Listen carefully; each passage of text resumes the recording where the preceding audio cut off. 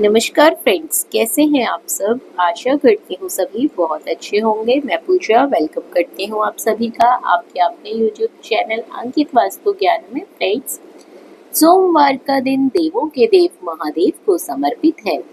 इस दिन पूजा करने से भगवान शंकर बेहद प्रसन्न होते हैं।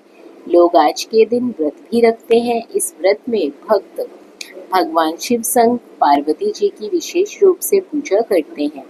भोलेनाथ की पूजा अर्चना के दौरान व्रत कथा सुनकर लोग अपने व्रत को पूरा करते हैं। तो चलिए जानते हैं आज इस वीडियो के माध्यम से सोमवार व्रत कथा के बारे में।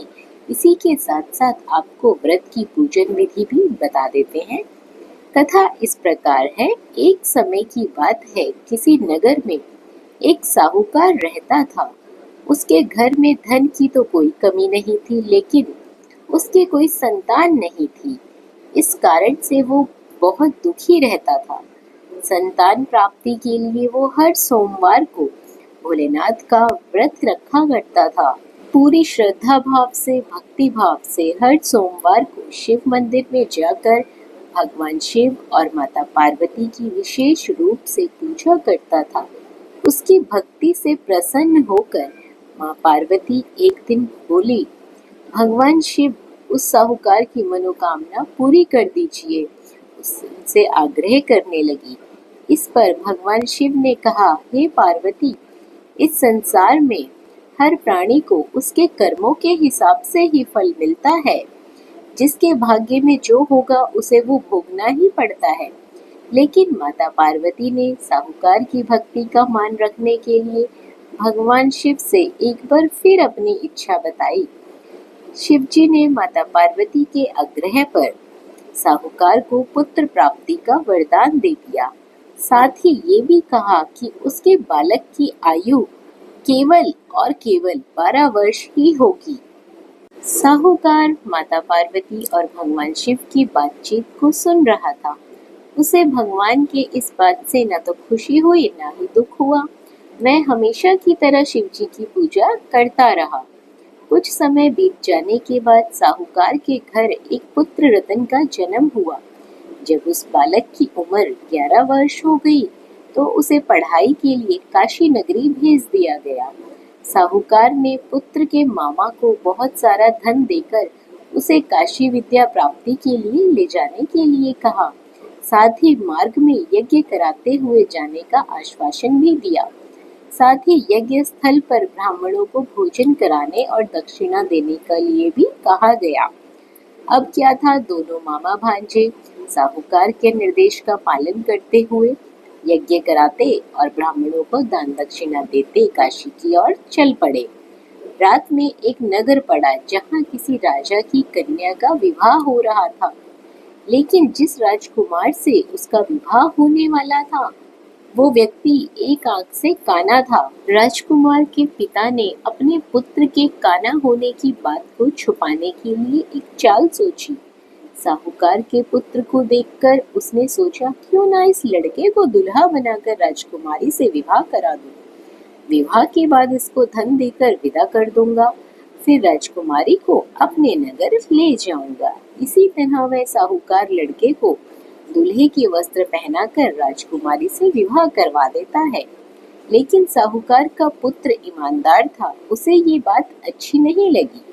उसने मौका मिलते ही राजकुमारी की चुन्नी के पल्लू पर लिख दिया कि तुम्हारा विवाह तो मेरे साथ हुआ है, लेकिन जिस राजकुमार के साथ तुम्हें भेजा जाएगा वो व्यक्ति एक आंख से काना है। मैं तो काशी पढ़ने के लिए जा रहा हूँ।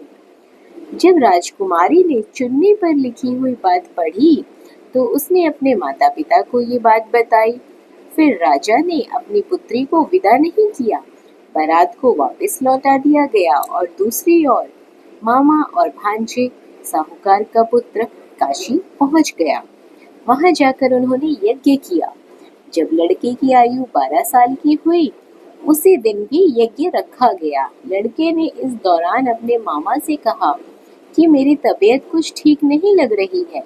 मामा ने उसे अंदर सोने जाने के लिए कह दिया।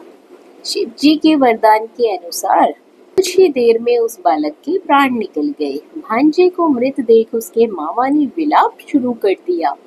अब क्या था, संयोगवश उसी समय शिवजी और माता पार्वती उधर से गुजर रहे थे। पार्वती ने भगवान से कहा, स्वामी, मुझे इसके रोने के स्वर सहन नहीं हो रहे, कृपा करके आप इस व्यक्ति के कष्ट को दूर करें। जब शिवजी उस मृत बालक के समीप आए तो बोले कि ये तो उसी साहूकार का पुत्र है जिसे मैंने 12 वर्ष की आयु का वरदान दिया था। अब इसकी आयु पूरी हो चुकी है तो इसे मृत्यु तो होनी ही है। लेकिन मातृ भाव से विभोर माता पार्वती ने बड़े ही प्रेम से कहा कि हे महादेव, कृपा करके इस बालक को आयु देने की आज्ञा अन्यथा कीजिए। इसके वियोग में तड़प तड़प कर इसके माता पिता मर जाएंगे। माता पार्वती के इतने आग्रह पर भगवान शिव ने बालक को जीवित होने का वरदान दिया। शिव जी की कृपा से उस लड़के का पुनः जन्म हुआ। इस तरह शिक्षा समाप्त कर लड़का मामा के साथ अपने नगर की ओर वापस निकल पड़ा। दोनों साथ चलते हुए उसी नगर में जा पहुंचे जहां लड़के का विवाह हुआ था। राजा ने लड़के को वहां पहचान लिया, फिर महल में ले जाकर उसकी खूब खातिरदारी की और अपनी पुत्री को राजकुमार के साथ विदा किया। इधर भूखे प्यासे रहकर साहूकार और उसकी पत्नी अपने बेटे की प्रतीक्षा कर रहे थे। उन्होंने अपने बेटे की मृत्यु का समाचार मिलने पर स्वयं प्राण त्याग जाने का प्रण कर रखा था, परंतु अपने बेटे को जीवित होने का देख वो बेहद प्रसन्न हुए। उसी रात भगवान शिव ने साहूकार के स्वप्न में आकर कहा, हे श्रेष्ठी, मैंने तेरे सोमवार के व्रत करने और कथा सुनने से प्रसन्न होकर तेरे पुत्र की आयु लंबी होने का वरदान दिया है। इसी तरह सभी लोग भगवान शिव की तपस्या करते हैं, व्रत रखते हैं, कथा सुनते हैं और भोलेनाथ उन सभी की मनवांछित इच्छाएं पूरी करते हैं। तो फ्रेंड्स, ये थी सोमवार व्रत की पावन पुण्य कथा। आशा करती हूँ ये सभी कथा आपको जरूर पसंद आ रही होगी। आगे बात करते हैं सोमवार व्रत की पूजन विधि की। पूजन विधि बहुत ही सरल है। नारद पुराण में सोमवार व्रत की विधि बताई गई है। इस दिन सुबह उठकर स्नान करके फिर शिवजी पर जल चढ़ाने के बाद उन्हें बेलपत्र अर्पित करने चाहिए। साथ ही भोलेनाथ के साथ साथ माता गौरी की विधिवत रूप से पूजा करनी चाहिए। इसके बाद व्रत की कथा सुननी चाहिए और संध्या काल में आप चाहें तो व्रत खोल सकते हैं। मान्यता के मुताबिक इस व्रत में 3 पहर के उपवास रखने पड़ते हैं, यानी कि 3 पहर पूरे होते ही शाम के वक्त आप लोग उपवास खोल सकते हैं। क्योंकि सोमवार व्रत 3 तरह के होते हैं।